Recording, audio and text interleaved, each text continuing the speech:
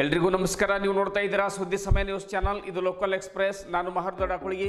ಮತ್ತೆ ಒಂದಿಷ್ಟು ಹೊಸ ಸುದ್ದಿಗಳನ್ನು ತೆಗೆದುಕೊಂಡು ನಾವು ನಿಮ್ಮ ಮುಂದೆ ಬರ್ತಾ ಇದ್ದೀವಿ. ಈ ದಿನದ ಪ್ರಮುಖ ಹೆಡ್ಲೈನ್ಸ್ಗಳನ್ನು ನೋಡ್ಕೊಂಡು ಬರೋಣ. ಭಾಲ್ಕಿ ತಾಲೂಕಿನ ಕಣಜಿ ಗ್ರಾಮದ ಮಹಿಳೆಗೆ ಕೊಲೆ ಯತ್ನ. ಮಹಿಳೆಗೆ ನ್ಯಾಯ ಸಿಗದೇ ಇದ್ರೆ ಮಹಿಳಾ ಆಯೋಗಕ್ಕೆ ದೂರು ನೀಡಲಾಗುವುದು. ಜಯಶ್ರೀ ಕಟ್ಟಿಮನಿ. ಇಂದಿಗೂ ಎಫ್ಐಆರ್ ಮಾಡಿಲ್ಲ. ಆರೋಪಿಗಳಿಗೆ ಬಂಧಿಸದೇ ಇದ್ರೆ ಸಾಮೂಹಿಕ ಆತ್ಮಹತ್ಯೆ ಮಾಡಿಕೊಳ್ತೇವೆ. ಸಂತ್ರಸ್ತೆ ಸುಶೀಲಾಬಾಯಿ ಕಣ್ಣೀರು. ಕರ್ನಾಟಕ ಕಾರ್ಯನಿರತ ಪತ್ರಕರ್ತರ ಸಂಘದ ಚುನಾವಣೆ. ಇದುವರೆಗೆ ಯಾವುದೇ ಸ್ಥಾನಕ್ಕೆ ನಾಮಪತ್ರಗಳು ಸಲ್ಲಿಕೆಯಾಗಿಲ್ಲ. ಸಂಘದ ಅರ್ಹ ಸದಸ್ಯರು ಚುನಾವಣಾ ಪ್ರಕ್ರಿಯೆಯಲ್ಲಿ ಪಾಲ್ಗೊಳ್ಳದೇ ಇರುವುದರಿಂದ ಜಿಲ್ಲಾ ಘಟಕದ ಆಯ್ಕೆ ಪ್ರಕ್ರಿಯೆ ತಾತ್ಕಾಲಿಕವಾಗಿ ಮುಂದೂಡಲಾಗಿದೆ. ಚುನಾವಣಾಧಿಕಾರಿ ಶಶಿಕಾಂತ್ ಶೆಂಬಳಿ ಹೇಳಿಕೆ.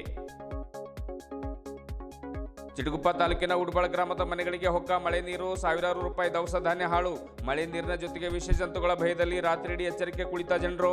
ಶಾಸಕರು ಭೇಟಿಯಾದರೂ ಯಾವುದೇ ಪರಿಹಾರವಾಗಿಲ್ಲ ಎಂದು ಅಸಮಾಧಾನ ಹೊರಹಾಕಿದ ಜನರು. ಇಂದಿನ ಒಂದಿಷ್ಟು ವಾರ್ತೆಗಳ ವಿವರಗಳನ್ನು ನೋಡ್ಕೊಂಡು ಬರೋಣ. ಅಕ್ಟೋಬರ್ 21ರಂದು ಸಾಯಂಕಾಲ ಭಾಲ್ಕಿ ತಾಲೂಕಿನ ಕಣಜಿ ಗ್ರಾಮದ ಟೋಕರಿ ಕೋಳಿ ಕಬ್ಬಲಿಗ ಸಮಾಜದ ಸುಶೀಲಾಬಾಯಿ ಎನ್ನುವ ಮಹಿಳೆಯೊಬ್ಬಳನ್ನು ಅದೇ ಗ್ರಾಮದ ಪ್ರಕಾಶ್ ವಿಶ್ವನಾಥ್, ನಾಗೇಶ್ ಪ್ರಕಾಶ್, ಕಾರ್ತಿಕ್ ಕಂಟಯ್ಯ ಎನ್ನುವಂಥವರು ಕೊಲೆಗೆ ಯತ್ನಿಸಿ ಮಹಿಳೆಗೆ ಸಾರಾಯಿ ಕುಡಿಸಿ ಕೆರೆಯೊಳಗೆ ಎಸೆದಿದ್ದು ಖಂಡನೀಯ ಎಂದು ಕೋಲಿ ಕಬ್ಬಲಿಗ ಎಸ್ಟಿ ಹೋರಾಟ ಸಮಿತಿಯ ಕಲ್ಯಾಣ ಕರ್ನಾಟಕ ಮಹಿಳಾ ಘಟಕದ ಅಧ್ಯಕ್ಷೆ ಜಯಶ್ರೀ ಕಟ್ಟಿಮನಿ ಹೇಳಿದರು. ನಗರದ ಜಿಲ್ಲಾ ಪತ್ರಿಕಾ ಭವನದಲ್ಲಿ ಕರೆದ ಸುದ್ದಿಗೋಷ್ಠಿಯನ್ನು ಉದ್ದೇಶಿಸಿ ಮಾತನಾಡಿರುವಂಥ ಅವರು, ಹಣದ ವ್ಯವಹಾರದ ವಿಷಯದಲ್ಲಿ ಮಹಿಳೆಗೆ ಅನ್ಯಾಯ ಮಾಡಲಾಗಿದೆ. 7 ದಿವಸಗಳು ಕಳೆದರೂ ಕೂಡ ಇಂದಿಗೂ ಎಫ್ಐಆರ್ ಆಗದಿರುವುದು ಅನುಮಾನಕ್ಕೆ ಎಡೆ ಮಾಡಿಕೊಟ್ಟಿದೆ. ಕೂಡಲೇ ಆರೋಪಿಗಳ ಮೇಲೆ ಜಾತಿ ನಿಂದನೆ ಕೇಸ್ ಅಂದರೆ ಅಟ್ರಾಸಿಟಿ ಕೇಸ್ ದಾಖಲಾಗಬೇಕು. ಆರೋಪಿಗಳ ಬಂಧನ ಆಗಬೇಕು. ಇಲ್ಲದೇ ಇದ್ರೆ ಎಸ್ಪಿ ಅವರಿಗೆ, ಐಜಿ ಕಲಬುರ್ಗಿ ಅವರಿಗೆ ಹಾಗೂ ಮಹಿಳಾ ಆಯೋಗಕ್ಕೆ ದೂರು ಸಲ್ಲಿಸಲಾಗುವುದು ಎನ್ನುವಂಥ ಮಾತನ್ನ ಜಯಶ್ರೀ ಅವರು ಹೇಳಿದರು.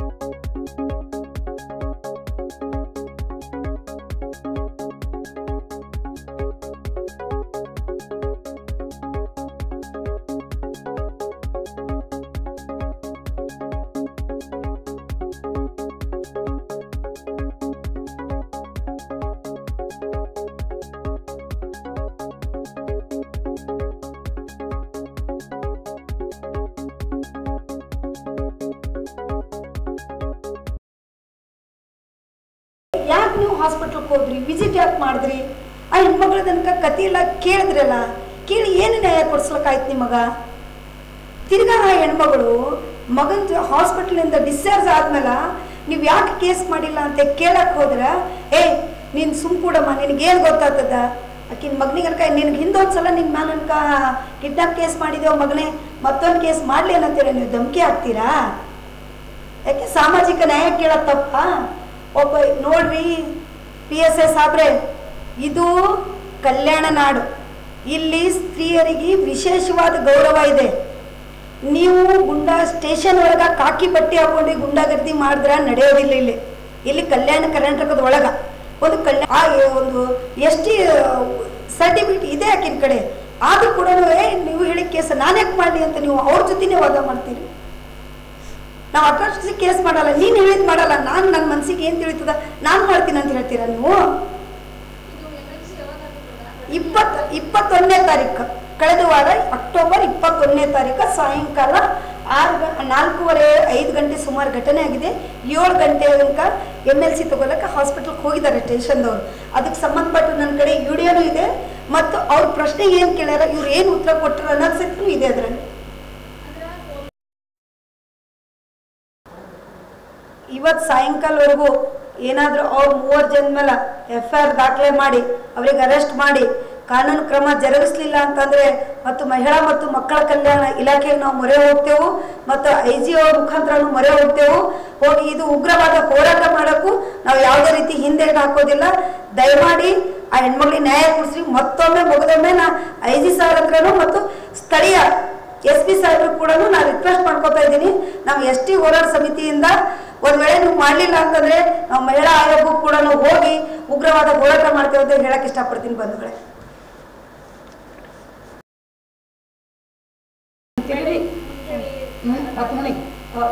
ಕೂಡದಕ್ಕ ಎತ್ತಿನ ಬಂದಾರ ಎತ್ತಿನ ಗಿಡ ಗಂಟಿ ಗೊಬ್ಬರಿ ಕುಚ್ಚಿಟ್ಟವ ಎತ್ತಿನ ಬಂದ್ರೆ ಎತ್ತಿನ ಇಬ್ಬರು ಹಿಂಗೆ ಹಿಡಿದ್ರು ಇಬ್ಬರು ನಿನಗೆ ರಂಡಿಗೆ ಇಂಥ ರಂಡಿಗೆ ನಿನ್ನ ಕಿಡ್ಡ ಮಾಡ್ತೇವೆ ನನಗೆ ಕಲತ್ತಿರೋ ಹಾಟೆಲ್ಲ ನಾ ಏನು ಅಡುಗೆ ಮಾಡಿದ ಅನ್ಯಾಯ ನಾನು ಅನ್ಬೇಕಾದ್ರೆ ಬಾಯಿ ದಬಾ ಸಿಡೋನ್ ಮಗ ಅವ ಒಬ್ಬ ಕಾರ್ತಿಕ್ ಸ್ವಾಮಿ ಒಂದು ಕಡೆ ಒಬ್ಬ ಪ್ರಕಾಶ್ ಒಂದು ಕಡೆ ಕಾಲೊಬ್ಬರು ಕೈ ಒಬ್ರು ಹಿಡಿದ್ರು ಮುಂದಕ್ಕೆ ಜುಟ್ಟಿನ ಮರಿ ಒಯ್ದ್ರಿ ಮಕ್ಕಳು ಬರ್ತೀನಿ ಜುಟ್ಟವ ಆ ಜುಟ್ಟಿನ ಮರಿ ಒಯ್ದು ಸರಿ ಪಾಕೆಟ್ ಬಾಯಿಗೆ ಹರಿದು ಹಾಕೋದು ಹಾಕ್ಬೇಕಾದ್ರೆ ಒಬ್ರು ಕೈ ಒಬ್ರು ಕಾಲು ಹಾಗಿಡೋದು ನೀರಾಗ ಕಾರಡು ನೋಡ್ಕೊಳ್ಳೋದು ಮತ್ತೆ ನಿಂದಿದ್ದು ನನಗೆ ಗೊತ್ತಿಲ್ಲ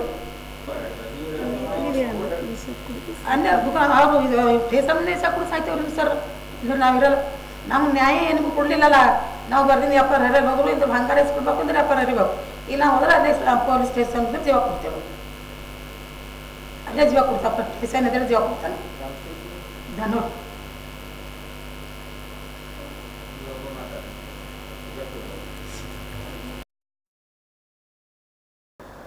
ಸರ್ 21ನೇ ತಾರೀಕಿಗೆ ನಮ್ಮ ತಾಯಿಗೆ ಈ ತರ ಅನ್ಯಾಯ ಮಾಡಿದ್ದಾರೆ.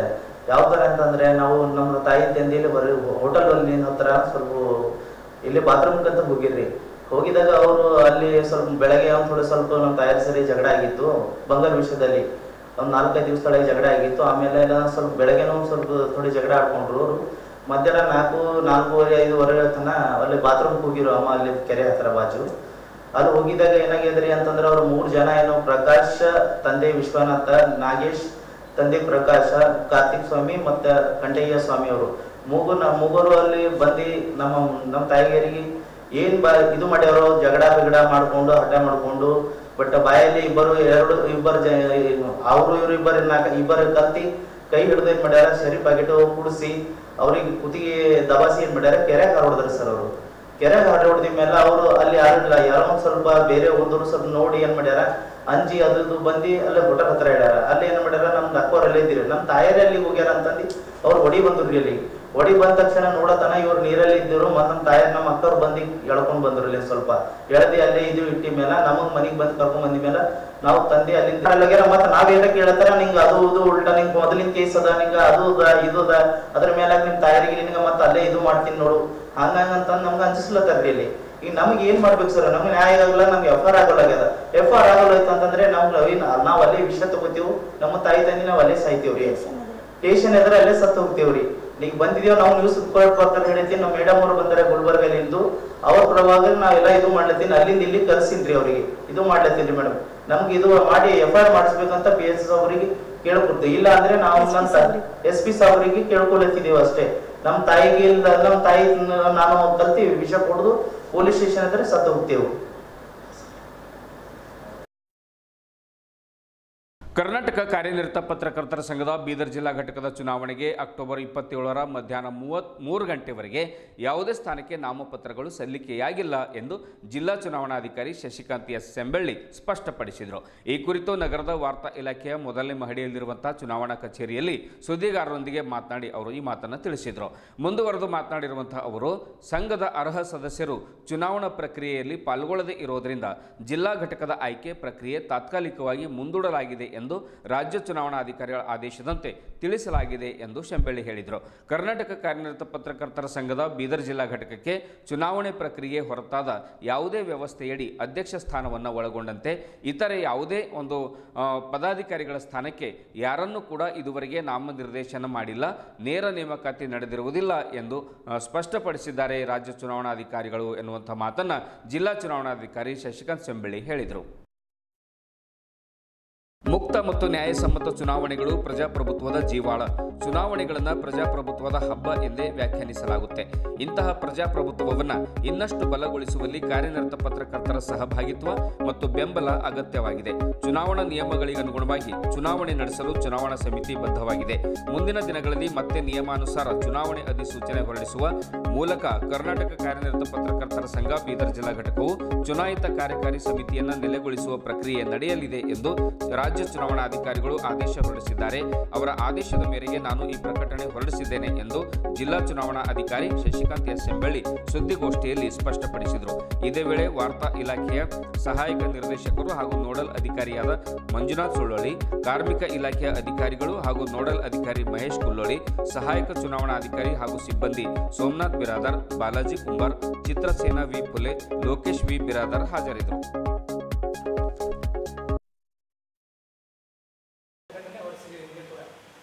ಆದರೆ ಯಾರೊಬ್ಬರು ಬರಲಿಲ್ಲ. ಮತ್ತು ನಾವು ಪ್ರಕಟಣೆ ಜೊತೆಗೆ ಇದನ್ನು ಹೇಳಿದ್ವಿ, ಯಾರಿಗೆ ಕೂಡ ಯಾವುದೇ ರೀತಿಯ ಹೆದರಿಕೆ ಆ ಥರದ ಇದು ಇದ್ದರೆ ನಮ್ಮ ಹತ್ರ ಬಂದು ಲಿಖಿತ ರೂಪದಲ್ಲಿ ಕೊಟ್ಟರೆ ನಾವು ಅವರಿಗೆ ನಿಮಗೆ ಸೆಕ್ಯೂರಿಟಿ ಸಹ ಪ್ರೊವೈಡ್ ಮಾಡ್ತೀವಿ, ನಿಮಗೆಲ್ಲ ಕಾನೂನು ಚೌಕಟ್ಟನ್ನು ಭದ್ರತೆ ಒದಗಿಸ್ತೀವಿ ಅಂತ ಹೇಳಿದ್ವಿ.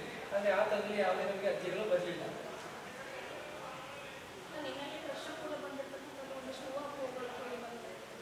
ನಾವು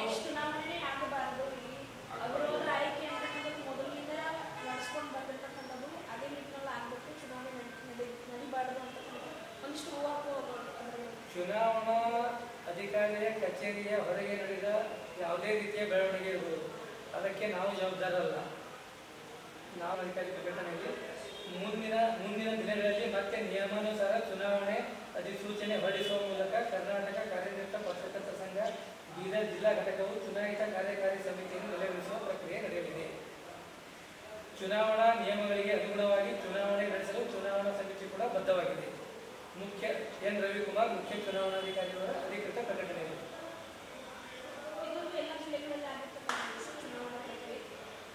ಎಲ್ಲ ರಾಜ್ಯದ 31 ಜಿಲ್ಲೆಗಳಲ್ಲಿ ಚುನಾವಣಾ ಪ್ರಕ್ರಿಯೆ ನಡೀತಾ ಇದೆ. ಅಲ್ಲಿ ಏನು ನಡೀತಾ ಇದೆ ಏನಿಲ್ಲ ಅಂತ ಮುಖ್ಯ ಚುನಾವಣಾಧಿಕಾರಿ ನಿಮಗೆ ಮಾಹಿತಿ ಕೊಡ್ತಾರೆ. ಯಾಕಂದ್ರೆ ನಾನು ನಮ್ಮ ಜಿಲ್ಲೆಗೆ ಸೀಮಿತವಾದ ಕೆಲಸ ಮಾಡ್ತಾ ಇರೋದ್ರಿಂದ ಅಲ್ಲಿನ ಮಾಹಿತಿ ಇಲ್ಲ. ಹೌದು.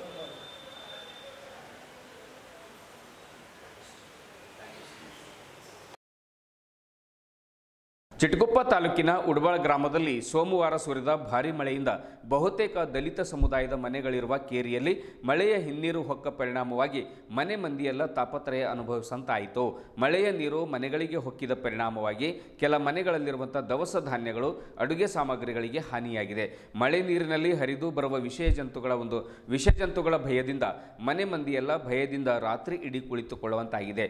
ಕಳೆದ ವರ್ಷ ಇಲ್ಲಿನ ಮನೆಗಳಿಗೆ ಮಳೆ ನೀರು ಅಪಾರ ಪ್ರಮಾಣದ ಹಾನಿಯಾಗಿತ್ತು.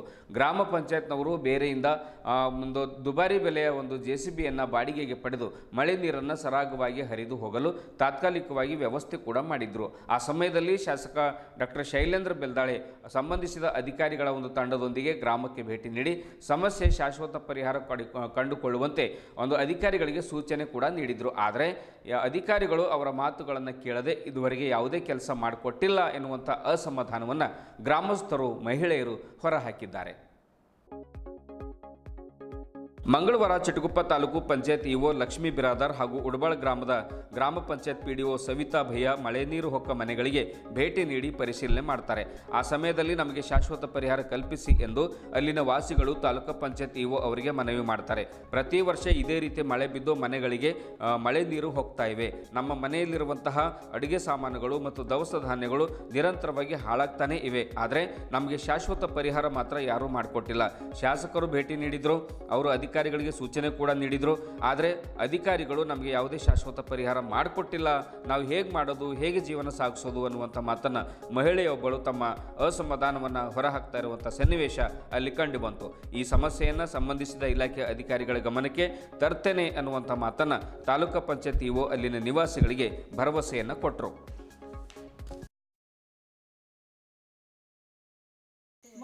ವರ್ಷಿಗೆ ನಾಲಿ ಮಾಡ್ತೇವಂತ್ರಿ, ನಾಲಿ ಮಾಡಲ್ರು, ಏನಿಲ್ಲ ರೀ. ಆ ಕಡೆಯಿಂದ ಎಲ್ಲ ಗಲೀಜ್ ಹರ್ಕೊಂಡ್ ಮಂದಿ ಮನೆ ಹೋಗ್ಲತ್ತವ. ಏನ್ ಮಾಡಿ ಉಣ್ಬೇಕು ಗರೀಬರು? ಜೋಳ ಎಲ್ಲ ಮನ್ಯಾಗ ಅನಜ ಹರ್ಕೊಂಡ್ ನಡ್ದದ. ನಾವ್ ತಿನ್ಬೇಕೇನು? ಮಾಡೋದು ಇಷ್ಟು ಕೂಲಿ ಅದ, ಉಣ್ಬೇಕೇನ್ ತಿನ್ಬೇಕೇನ್? ನಾವು ಹೋಗಿ ಕಷ್ಟಪಟ್ಟು ದುಡ್ಡೆ ತಕ ನಮ್ಗೆ ಅನ್ನ ಸಿಗಲ್ದು. ಮನೆಗಳ್ದಾಗ ವರ್ಷಿಗೆ ನೀರ್ ಹೋಗ್ಲತ್ತಾವ. ಒಬ್ಬರೇ ಬಂದ್ ನಾಲಿ ಮಾಡ್ತೇವ, ಈಗ ನಿಮ್ಗೆ ಸಾಫ್ ಮಾಡಿ ಕೊಡ್ತೇವ್, ಈಗ ಚಂದ ಮಾಡಿ ಕೊಡ್ತೇವ್ ಅಂತ ಯಾರು ಅಲ್ಲತ್ತಿಲ್ಲ. ಕೈಲಾಗಲ್ ಮುದುಕ್ಯಾರ ನಮ್ಮ ಮನ್ಯಾಗ ಹಿಂಗ ಬೆಚ್ಚ ಬೆಳಗನ ಹೊಟ್ಟೆ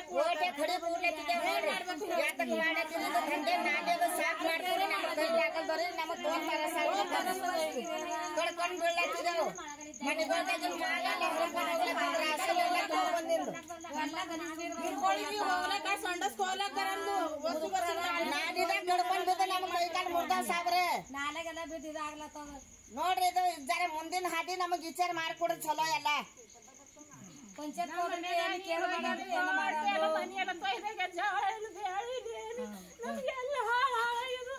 ಒಟ್ಟು ಜೋಳ ಕೊಯ್ದು ಮನೆ ಒಟ್ಟು ನೀರು ಒಯ್ಯಕ್ಕಾಗದ ಸೇರ್ತದ ನಮ್ಗೆ. ಒಟ್ಟು ಯಾರು ಕೇರ್ ಮಾಡಲ್ಲ, ಪಂಚದವ್ರು ಸುದ್ನೆ ಕೇರ್ ಮಾಡಲ್ಲ, ಯಾರು ಕೇರ್ ಮಾಡಲ್ಲ ಅಂತಾರೆ. ಏನ್ ಮಾಡ್ಬೇಕು? ಹಿಂಗೆಲ್ಲ ಮಾಡ್ಬಲ್ರಿ. ಏನ್ ಚಂದ ಮಾಡ್ಕೊಡ್ರೆ ಹಿಂಗೆ ಐತೆ ನಾವೆಲ್ಲ. ಏನ್ ಇದ್ರಾಗೆ ಹರ್ಕೊಂಡು ಹೋಗ್ಬೇಕು ನಾವೆಲ್ಲ. ಎಲ್ಲ ಹಳ್ಳದಡ್ಡಿ ಮನೆಗಳ ಮನೆಗೆ ಹೋಗ್ಲತ್ತಾವ. ಒಟ್ಟು ಗಂಜಿ ನೀರೆಲ್ಲ ಮನೆಗೆ ಹೋಗ್ಯಾವ. ಮನೆಗೆ ಚೆನ್ನಾಗ ತಮ್ಗೆ ಎಲ್ಲ ಮತ್ತೆ ಹರ್ಕೊಂಡು ಆಡ್ತಾವ. ನಮ್ಗೆ ಚಂದ ಮಾಡಲ್ರಿ, ಏನ್ ಮಾಡಲ್ಲ ಹೊಂಟೇನ್